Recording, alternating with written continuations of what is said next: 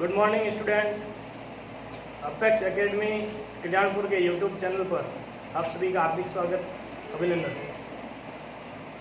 वर्तमान समय में कोरोना नामक जो वैश्विक महामारी चल रही है, उसके कारण हमारी शिक्षा में थोड़ा व्यवधान पैदा हुआ था, जिसके कारण काफ़ी दिनों से हम और आप क्लास में पढ़ाई नहीं कर पाए। अपेक्स एकेडमी इस महामारी से निपटने के लिए और विद्यार्थियों की मदद करने के लिए, शिक्षा क्षेत्र में नवाचार करने के लिए यूट्यूब पर ऑनलाइन क्लासेस शुरू की है। उसके लिए पूरे विद्यालय परिवार को और विद्यार्थियों को फिर से मैं बधाई देना चाहता हूँ। दोस्तों, महामारी कुछ दिनों बाद ख़त्म भी हो जाएगी, लेकिन उससे पहले हमें कुछ सावधानियां रखनी होगी। अपने घर पर ही रह करके निरंतर अध्ययन करना होगा और इस वैश्विक समस्या से निपटने के लिए मिलकर के सभी को प्रयास करना होगा। इसी कड़ी में मैं मगेश जाखड़ सामाजिक अध्ययन का एक टॉपिक आपके सामने प्रस्तुत करने जा रहा हूँ। उम्मीद है आपको ये टॉपिक पसंद आएगा और आपके अध्ययन में सहायक सिद्ध होगा। चलिए दोस्तों, शुरू करते हैं। आज का हमारा टॉपिक है विश्व की प्राचीन सभ्यताओं में से एक हड़प्पा सभ्यता।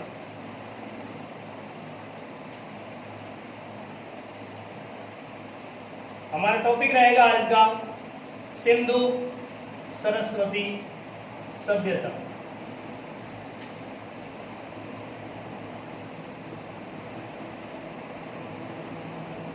दोस्तों, जब मानव इतिहास पर नज़र डालते हैं तो हम ये जानकारी प्राप्त करते हैं कि मनुष्य पुराने समय में घुमक्कड़ जीवन व्यतीत करता था और उसकी पूरी आजीविका जंगलों और जंगली उत्पादों पर निर्भर थी।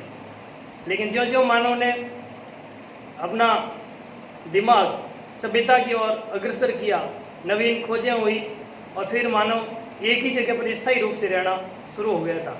जब मनुष्य एक जगह रहना शुरू हुआ था, उस समय कई नगरीय सभ्यताओं ने जन्म लिया था। उन्हें ही सभ्यता नाम दिया गया और ये सभ्यताएं नदियों के किनारे विकसित हुई थी, क्योंकि नदियों के किनारे उनको पेयजल के लिए पानी, सिंचाई करने के लिए पानी, परिवहन करने के लिए और सुरक्षा के दृष्टि से भी नदियाँ काफ़ी महत्वपूर्ण थी।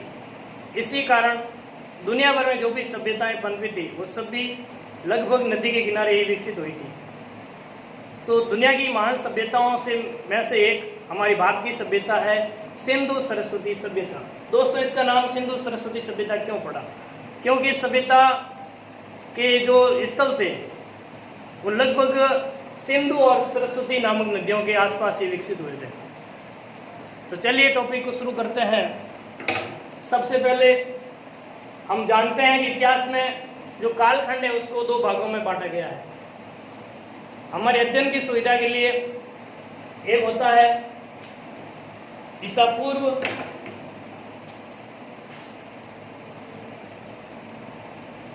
और दोस्तों दूसरा होता है ईसवी वर्ष। ईसा पूर्व क्या है? इसको इंग्लिश में बोलेंगे BC, before Christ. Isa Masih के जन्म से जो पूर्व की घटनाएं हैं उनको इतिहास के अंदर ईसा पूर्व कहा जाएगा और ईसा मसीह के जीवन की जो बाद की घटनाएं हैं उनको हम बोलेंगे ईसवी सन या ईसवी वर्ष। जैसे उदाहरण के लिए 2020 जो भी चल रहा है, ये कौन सा वर्ष कहलाएगा? ईसवी वर्ष कहलाएगा। लेकिन जो ईसा के जन्म से पहले की घटनाएं होगी, जैसे मान लो 200 ईसा पूर्व, यानी कि जो एक शुरू हुआ था, इससे जो पहले वाली जो कालखंड था उसको हम कहेंगे ईसा पूर्व। ईसा पूर्व हमेशा बड़ा साल पहले आएगा, छोटा साल बाद में आएगा। जैसे उदाहरण के लिए 200 ईसा पूर्व से 100 ईसा पूर्व। और ईसवी सन की बात करेंगे, ईसवी सन में क्या होता है? 100 से 200 ईस्वी, यानी कि इसमें हमेशा छोटा काल पहले आएगा, बाद में आएगा वो बड़ा होगा, जबकि ईसा पूर्व में बड़ा काल पहले और छोटा काल बाद में आएगा। इसको आप ध्यान में रखोगे ताकि पढ़ने में आपको आसानी हो सके। इसको नोट करेंगे। ईसा के जीवन से पहले की घटनाएं, उनको हम क्या कहेंगे? ईसा पूर्व। और दूसरा जो है इसी वर्ष ईसा के जीवन से जीवन के बाद की घटनाएं, और इनको बोलेंगे एडी, एनो डोमिनी। चलिए आगे बढ़ते हैं। बात है आपके 1856 की। 1856 के अंदर जिस समय भारत के अंदर अंग्रेजी हुकूमत थी, लाहौर से कराची तक रेलवे लाइन बिछी जा रही थी। क्या बिछी जा रही थी? Railway line. उसी समय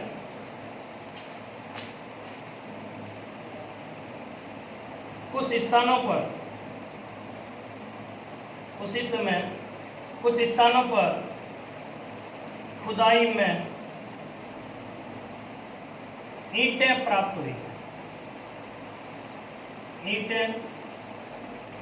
हुई। इनका उपयोग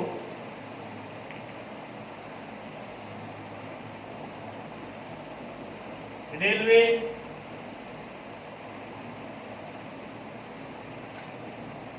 लाइन के निर्माण में किया गया। शायद उधर से कुछ कट गए होंगे, मैं वापस बोल देता हूँ। ईसा पूर्व में ईसा के जीवन की पहले की घटना है। इस वर्ष में ईसा के जीवन के बाद की घटना है, जिनको बोलेंगे एडी। यहाँ पे एडी है, ध्यान रखना। 1856 के अंदर लाहौर से कराची तक रेलवे लाइन बिछी जा रही थी। उसी समय कुछ स्थानों पर जब खुदाई की गई तो वहां से ईंटें प्राप्त हुई थी, जो कि भवन निर्माण में काम में ली गई थी। इन ईंटों का उपयोग अंग्रेजों ने रेलवे लाइन के निर्माण के लिए किया था, और ये कार्य किया था जॉन बर्टन व विलियम बर्टन द्वारा।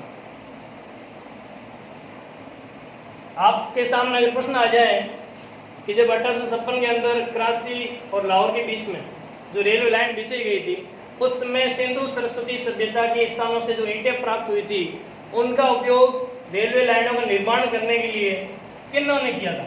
इसके अंदर आपके दो उत्तर होंगे। एक नाम आएगा जॉन बर्टन का और दूसरा होगा विलियम बर्टन, यानी कि बर्टन बंधु आप इनको कह सकते हैं। आगे बढ़े दोस्तों, आप अपनी सुविधा के लिए वीडियो को भी इसमें रोक भी सकते हैं और नोट कर सकते हैं, या फिर स्क्रीनशॉट ले सकते हैं।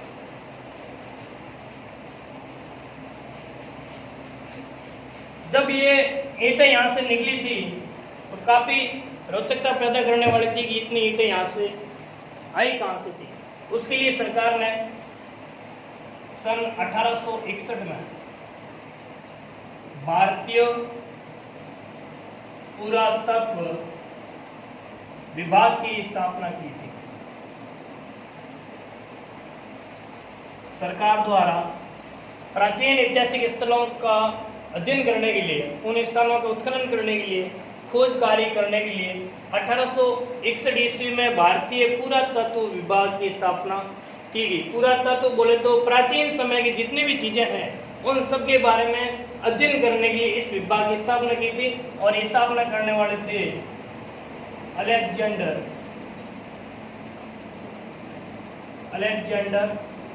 कनिंघम।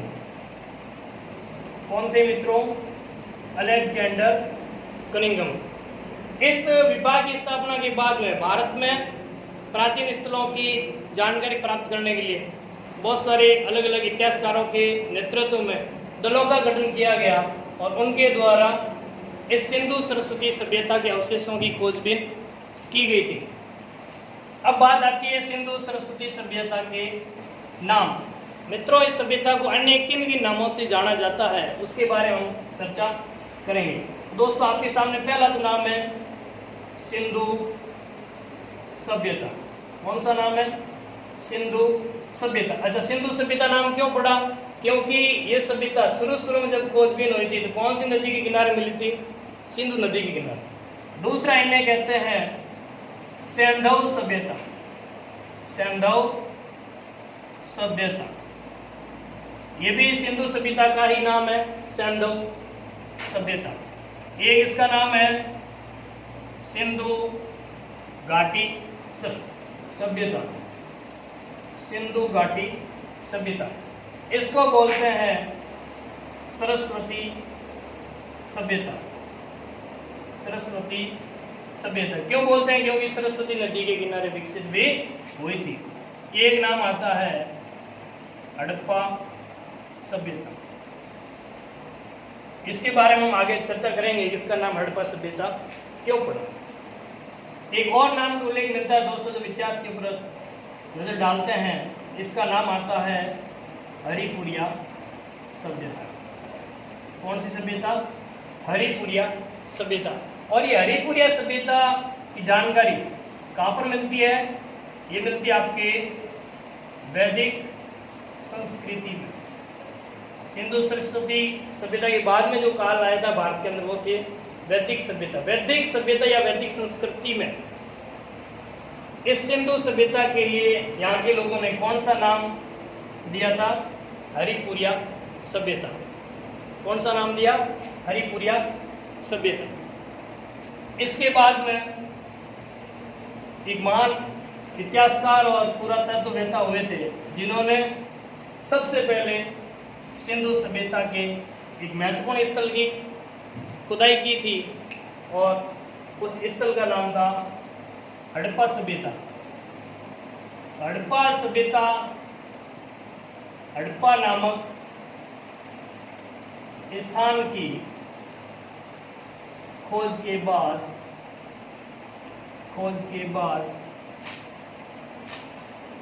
इस सभ्यता का नाम,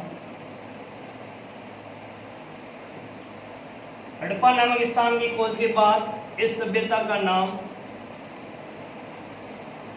हड़प्पा सभ्यता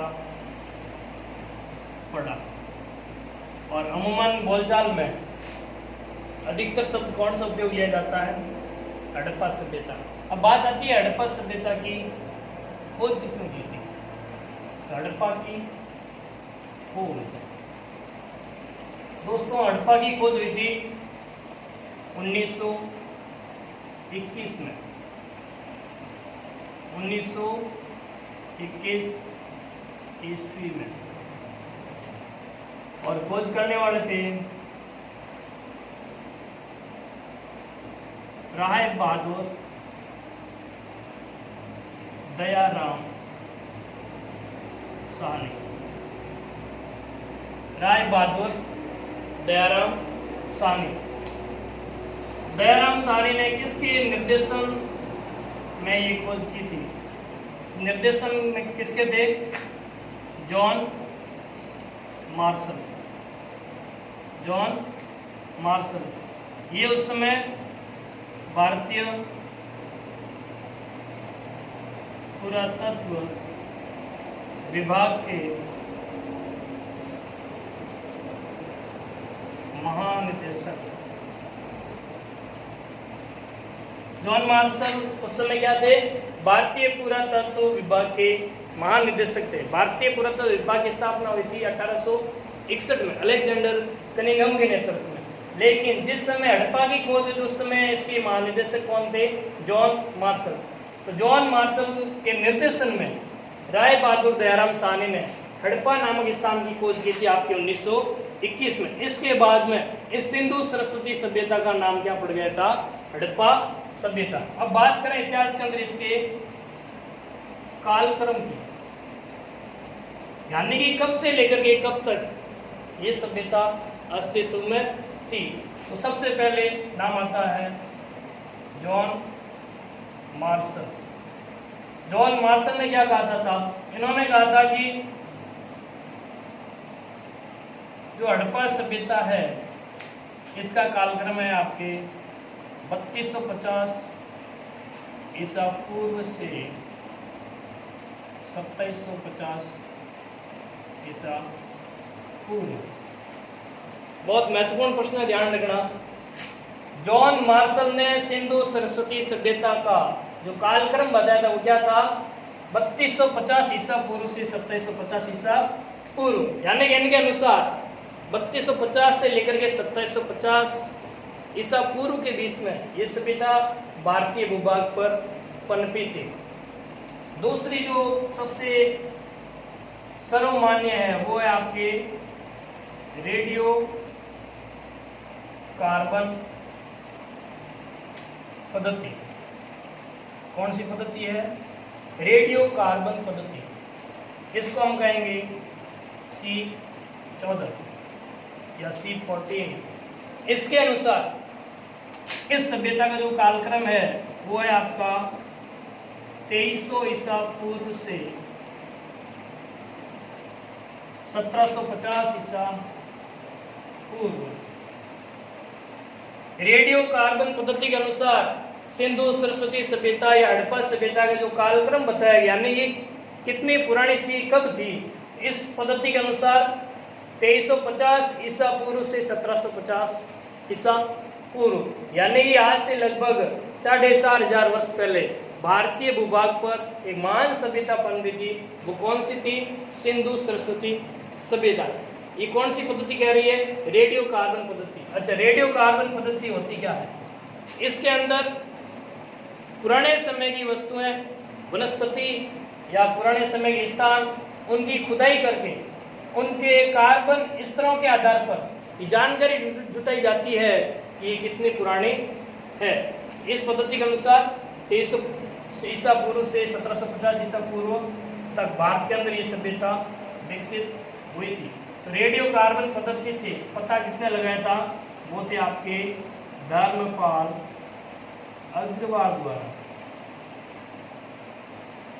यानी कि धर्मपाल अग्रवाल नामक जो विद्वान थे, इतिहासकार थे, उन्होंने रेडियो कार्बन पद्धति से ये बताया हमें कि ये सभ्यता 2300 ईसा पूर्व से 1750 ईसा पूर्व तक थी।